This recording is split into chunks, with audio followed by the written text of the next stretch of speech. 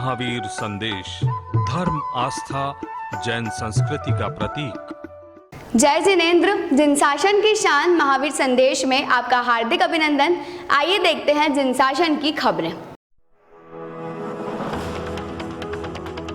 वरिष्ठ मुनिराज श्री हितेश चंद्र विजय जी, ज्योतिष रत्न मुनिराज श्री दिव्य चंद्र विजय जी आज दिनांक 18 जून को भीनमाल निवासी श्रीमान रमेश कुमार जी हरण, मीठालाल जी बोहरा, बाबूलाल जी हरण के निवास स्थान पर पधारे। वहां पर मुनिश्री ने अपने प्रवचन में कहा कि जीवन में लक्ष्मी का आगमन होना, आगमन के साथ सदुपयोग होना वास्तविकता में कहीं ना कहीं श्रेष्ठतम पुण्य उपार्जन का कारण और माध्यम होता है। अन्यथा जीवन में संपन्नता के बाद में जीवन में अपने हाथों में शासन के कार्यों में लक्ष्मी का सदुपयोग करना सहज और सरल नहीं है। अच्छे कार्यों में भावनाओं की जागृति बनने का मूल कारण ही पूर्व में किए गए श्रेष्ठ कर्म ही है। मुनिश्री ने तत्वार्थ सूत्र के बारे में बताते हुए कहा कि चारित्र के बिना मुक्ति नहीं है। वर्तमान में 4 समुदाय हैं, लेकिन चारों समुदायों में तत्वार्थ सूत्र के लिए सभी समुदायों की मान्यता एक ही है। प्रवचन में रमेश जी हरण, बाबूलाल जी हरण, मीठालाल जी बोहरा, जयंती लाल बोहरा,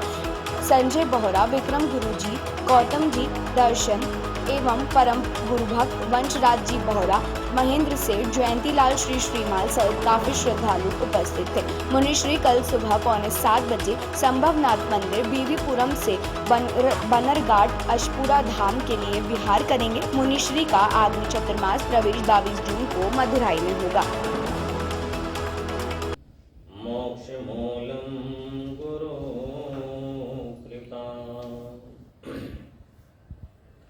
महापुरुषों के मंगलमय आशीर्वाद के साथ अपने जीवन के श्रेष्ठतम पुण्य उदय के माध्यम से जीवन में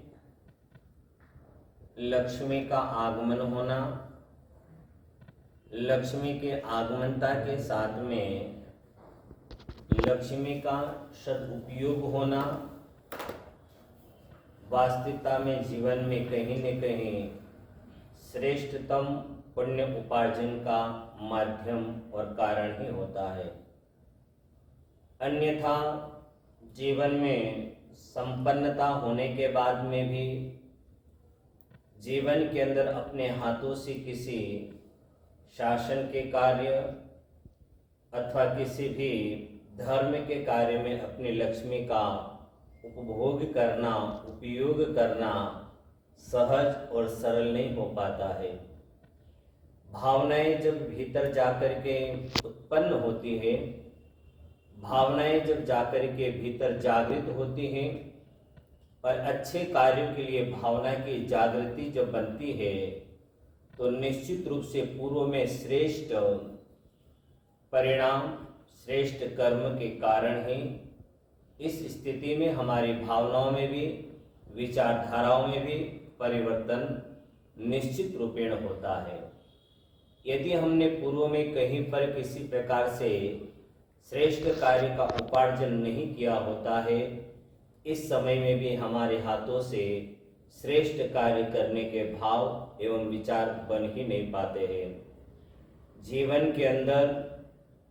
इन कार्यों के पीछे अपने स्वयं के पूर्व के कर्म का ही परिणाम होता है। जहाँ श्रेष्ठ हमारे कर्म, विचारधारा,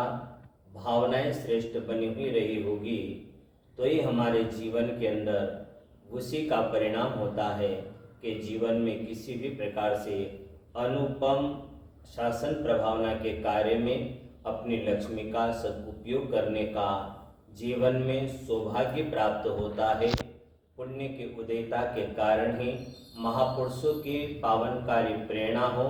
या स्वयं की स्वभावना के साथ में, इच्छित भावनाओं के साथ में श्रेष्ठ कार्य करने के लिए स्व इच्छा जागृत हो जाती है। परम पूज्य गच्छाधिपति आचार्य देव श्रीमद विजय हेमेंद्र सुरेश्वर जी महाराज साहेब से आपका परिवार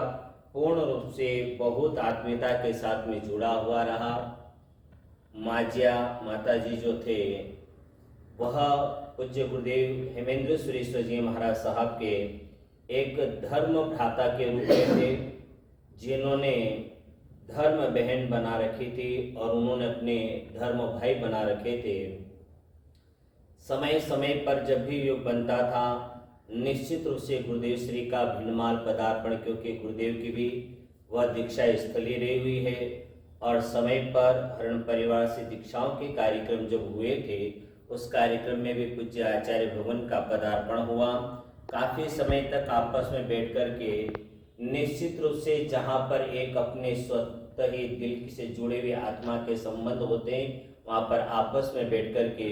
मन के विचारों का मंथन भी करते हैं और मन के विचारधाराओं को जाकर के आपस में एक दूसरे से वार्तालाप करके अपने जीवन के मन को हल्का महसूस करते हैं। दोनों ही धर्म बहन एवं धर्म भ्राता दोनों बैठ कर के आपस में कई बार चर्चाएं होती रहती थी। उसी प्रकार से परिवार के अंदर श्रीमान रमेश जी हरण निरंतर समय समय पर शासन प्रभावना के कार्य में अपने लक्ष्मी का सदुपयोग करते हुए समय पर अनेक शासन एवं गुरुगच्छ की अभिवृद्धि के लिए अपने लक्ष्मी का सदुपयोग करने में सदा कदम को निरंतर आगे बढ़ाते रहते हैं। शंखेश्वर की पावनकारी पुण्य भूमि पर परमात्मा गुरुदेव का मंदिर का निर्माण, उपाश्रय आदि का निर्माण अद्वितीय, अलौकिक और अद्भुत निर्माण हुआ है और ऐसे स्थान का चयन किया है जहाँ पर कोई कल्पना भी नहीं थी, कोई विचारधारा किसी की चल भी नहीं रही थी और काफ़ी संघर्षता में वह स्थिति उस समय की बनी हुई थी। जब निर्णय लिया गया था तभी काफ़ी विकटतम परिस्थितियाँ आई थी और उस विकटतम परिस्थितियों में भी यही चल रहा था कि शायद ये कार्य यहाँ पर नहीं होने देंगे, परंतु इच्छा शक्ति मजबूत होती है, मनोबल मजबूत होता है और शंखेश्वर दादा की असीम कृपा से, दादा गुरुदेव श्री के मंगलकारी आशीर्वाद से आपके हृदय का स्वप्न साकार हुआ और इतना सुंदर जिनालय जहाँ पर समूह शरण के अंदर परमात्मा विराजमान और समूह शरण भी इतना अद्वितीयता के रूप में बना हुआ है,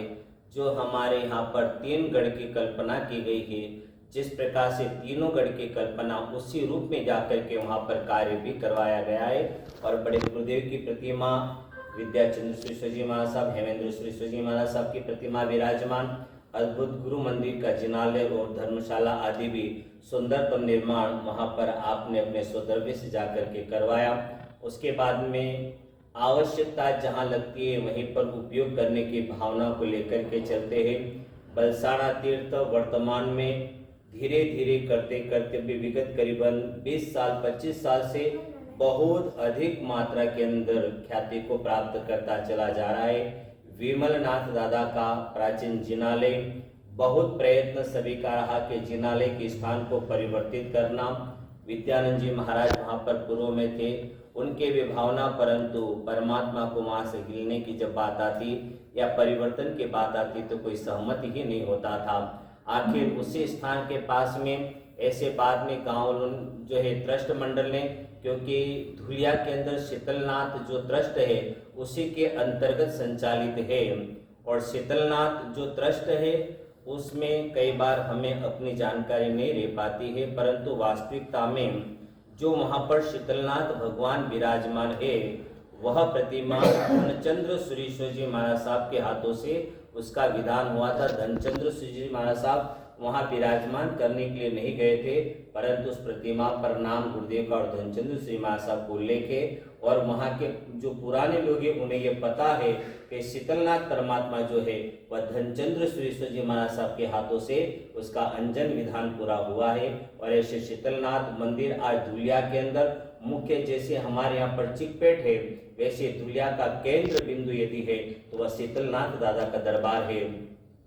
और वहीं से बलसाना का भी संचालन होता है। समय पर आवश्यकता के अनुसार धर्मशाला आदि अनेक निर्माण हुई, परंतु आपने भी वहीं की भावना रखी और एक ऐसी मौके की जगह की भावना थी। समय के साथ में जहाँ भावना प्रबल होती है उस भावना के साथ में कार्य करते हैं तो जरूर सफलता महापुरुषों की कृपा से प्राप्त होती है। और आपने अपने संकल्प के अनुसार उस जमीन के लिए निर्णय लिया। निर्णय लेने के बाद में आज संपूर्ण रूप से धर्मशाला जाकर के तैयार हो चुकी है। धर्मशाला, भोजनशाला, उपाश्रय स्वद्रव्य से जाकर के निर्मित करवाया है। और निर्मित होने के बाद में यहाँ पर हम थे कई बार में जिससे बात उस समय आपने भी कहा था कि यदि मोहनखेड़ा जाने का हो तो मोहनखेड़ा न पहुँच करके बलसाना ही रुको, वहीं चातुर्मास करो। परंतु था कि अभी इस समय तो साउथ में रहना ही है। परंतु 4 जुलाई का आपके नूतन जो है बलसाना के अंदर धर्मशाला, भोजनशाला, उपाश्रय का जो सौद्रव्य से निर्माण करवाया गया है उसके उद्घाटन 4 जो है जुलाई को आ रहा है। आषाढ़ शुद्ध दशमी का उसका शुभ मुहूर्त है और उस आषाढ़वदी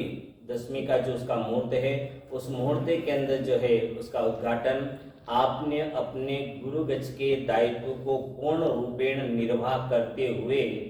कि नहीं जो भी कार्य करूं परंतु उस कार्य के लिए पहले अपने गुरुगच्छ की प्रधानता को बरकरार रखना और अपने गुरुगच्छ से जुड़े हुए पूज्यवर चाहे साधु भगवंत हो, साध्वी भगवंत हो, कोई भी उस पावनकारी अवसर पर पधार करके यदि निश्रा प्रदान करे तो मुझे बहुत ज्यादा प्रसन्नता होगी। और आपने अपना पूर्ण रूपेण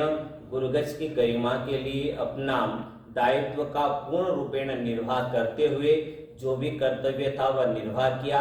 व्यवहारिकता की जानकारी की दृष्टि से कैसे कैसे जाना, किन किन से चर्चा करना, सब कुछ आपने अपने व्यवहार को पूर्ण रूप से निर्वाह किया है। परंतु जहाँ जैसा युग, क्योंकि कई बार ऐसा भी होता है व्यक्ति कभी कभी किसी बात के समय को जो जाकर के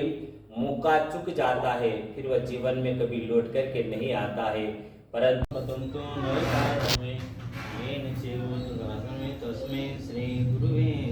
नमः। सम्यक दर्शन ज्ञान चारित्राणि मोक्ष मार्गः। परम पूज्य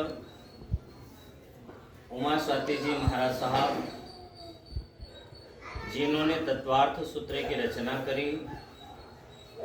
और उस तत्वार्थ सूत्र के अंदर पहला अध्ययन और पहले अध्ययन के पहले श्लोक में ही जाकर के सम्यक दर्शन ज्ञान चारित्राणि मोक्ष मार्ग की बात कही। उमा स्वाति जी महाराज साहब की ये ऐसी अद्भुत अलौकिक रचना है। आज वर्तमान में 4 समुदाय अलग अलग है, दिगंबर, श्वेतांबर, स्थानक और तेरापंथी। परंतु सभी अन्य ग्रंथों में कहीं न कहीं मान्यताओं में भेद है। परंतु तत्वार्थ सूत्र को चारों समुदाय ने जाकर के स्वीकार किया और चारों समुदाय उस तत्वार्थ सूत्र को मानते हैं। बातों में कहीं कुछ बात ऐसी आती है जहां पर जिनेश्वर परमात्मा से संबंधित बात आती तो थोड़ा अंतर सोच में अलग अलग भावार्थ में अथवा विवेचन में मिल जाता है। परंतु तत्वार्थ सूत्र और उमा स्वाति के नाम को चारों समुदाय स्वीकार करते हैं। हमारे यहाँ पर श्वेतांबरों में जब पर्वाधिराज पर्युषण महापर्व आते हैं, कल्पसूत्र बालाबोध का वाचन होता है और अपने यहाँ पर संवत्सरी होने के बाद में दिगंबर लोगों का जो है 10 कल्प जो चालू होते हैं, 10 दिन के उनके पोजिशन होते हैं, उसमें एक एक दिन जाकर के 10 जो है तत्वार्थ सूत्र ऐसे 10 अध्ययन है, एक एक दिन में एक एक अध्ययन के ऊपर वाचन उनका होता है। और अपने यहाँ कल्प सूत्र, उनके यहाँ पर तत्वार्थ सूत्र जो होता है उसका पोजिशन के अंदर उसका वाचन किया जाता है। उमा स्वाति जी महाराज साहब ने अपने जीवन के अंदर उस रचना के अंदर ऐसे यदि हम बहुत अच्छी तरह से उसे पढ़ने का प्रयत्न करें तो शायद जिन शासन क्या है, जिन शासन का मूल रहस्य क्या है, जिन शासन मूल किस बात पर प्रधानता देता है, जिन किसे कहते हैं और जिन शासन की वास्तविकता निचोड़ता का रहस्य क्या है, यह सब कुछ जाकर के तत्वार्थ सूत्र में समाविष्ट है। ऐसे ही रचना के अंतर्गत पहले ही अध्ययन में उन्होंने कहा सम्यक दर्शन ज्ञान चारित्राणि मोक्ष मार्ग। जीवन के अंदर दर्शन, ज्ञान और चारित्र की बात आती है। कहीं पर दर्शन से जाकर के आनंद की अनुभूति प्राप्त करते हैं, कहीं पर ज्ञान से जाकर के आनंद की अनुभूति प्राप्त करते हैं, परंतु वास्तविकता का अंतिम लक्ष्य जीवन का जो बताया, चारित्र बिना मुक्ति न थी, चारित्र का अंतिम मार्ग बताया हुआ है। दर्शन जाकर के हमारे लिए पहले परमात्मा के लिए जो जाकर के जो है पहले ज्ञान होता है। तीर्थंकर परमात्मा उन्हें दर्शन की नहीं, वे पहले ज्ञान को प्राप्त करते हैं। परमात्मा जब भी जाकर के जन्म के साथ मति श्रुत अवधि ज्ञान होता है, दीक्षा के बाद में महन परव ज्ञान हो जाता है और केवल ज्ञान की दिव्य ज्योति को प्राप्त नहीं कर लेते तब तक मौन रहते हैं, और जब केवल ज्ञान की दिव्य ज्योति को प्राप्त करते उसके बाद उनके समोसन की रचना और उसके बाद धर्म उपदेश प्रदान करते हैं। उनमें पहले ज्ञान की आवश्यकता और अपने को पहले दर्शन की आवश्यकता। आज अपने को कोई जाकर के किसी भी परमात्मा आदि के विषय में कहे तो हमें सहज रूप से एकदम जानकारी नहीं मिल पाती अथवा सहज रूप से उस बात को हम नहीं समझ पाते हैं, परंतु दर्शन यानी कि एक आलम्बन, हमारे सामने भगवान की प्रतिमा है, हमें तत्काल पता चलता है कि ये भगवान है। हमारे सामने गुरु भगवंत की प्रतिमा, गुरु भगवंत का फोटो या अपनी क्रिया करते तो स्थापनाचार्य जी रखते हैं, उन्हें देख करके हमारे मन की एक लगनता लगी रहती कि मैं अपनी क्रिया में जुड़ा हुआ हूँ या क्रिया में जुड़ी हुई हूँ। उसी प्रकार से हमारे पास में पहले दर्शन की, परिवार के अंदर भी आप देखें कि परिवार में यदि पिता बाद में दादा परदादा आदि हुए, परिवार में यह क्रम रहता है, परंतु उस क्रम के अंतर्गत आने वाली पीढ़ियां ने कभी किसी के दादा को देखा हो न भी देखा हो, किसी ने पिता को देखा न भी देखा हो, समय के साथ में इस प्रकार की स्थितियां समय पर घटित, परंतु परिचय करवाने के लिए उनका चित्र होता है, वह एक माध्यम होता है, एक तरह से वह दर्शन होता है। उन्हें देखने के बाद पता चलता है, और नहीं तो मन में शंका होती है, बच्चे पूछते कि ये फोटो किनका है, तब बताया जाता है कि भाई ये हमारे दादाजी है, ये हमारे परदादा है, ये परमात्मा है, ये गुरु, उनके विषय में जानकारी दी जाती है। उसी प्रकार से जाकर के हमारे जीवन में दर्शन, परंतु उसके बाद में पहले जो है ज्ञान, दर्शन और उसके बाद में चारित्र की बात कही गई है। अंतिम लक्ष्य चारित्र का होता है। इसीलिए तो परमात्मा के यहाँ पर जब भी जाते हैं वहां पर जाकर के स्वस्तिक, उसके बाद में दर्शन, ज्ञान, चारित्र और उसके बाद में सिद्ध शिला की ढगली बनाते हैं, और पहले स्वस्तिक बनाते हैं, उसके बाद दर्शन, ज्ञान, चारित्र, और यही भावना बातें कि हे परमात्मा चार गति से परिभ्रमण को मिटाना। जैसे आपने चारों गति पर विजेता को प्राप्त करी है और आपने अपने जीवन में दर्शन, ज्ञान, चारित्र को प्राप्त किया है, वैसे हमारे जीवन में भी ये उदयता का वक्त आए, क्योंकि यदि हमारे जीवन में दर्शन, ज्ञान और चारित्र आ गया तो निश्चित रूप से ऊपर जाकर के केंद्र बिंदु जो सिद्ध सोपान के रूप में सिद्धा सिद्धि संतु का सोपान होता है, वहां तक हमारी आत्मा पहुंच सकती है। और उसी लक्ष्य को लेकर के इन चार गति में रहने वाली आत्मा अपनी आराधना को करते करते दर्शन, ज्ञान और चारित्र पर भी विजेता को प्राप्त करते हुए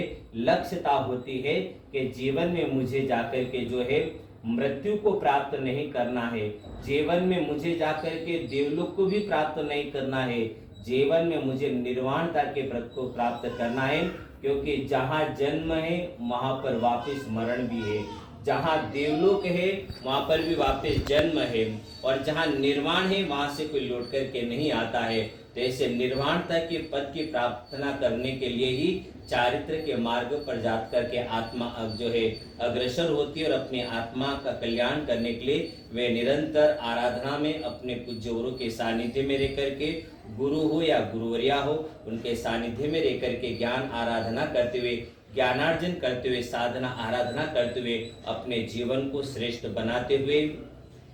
उनके उपकार एवं उनके प्रेरणा से जाकर के अपने जीवन का विकास करते हैं। भीनमाल राजस्थान निवासी श्रीमान बाबूलाल साहब हरण,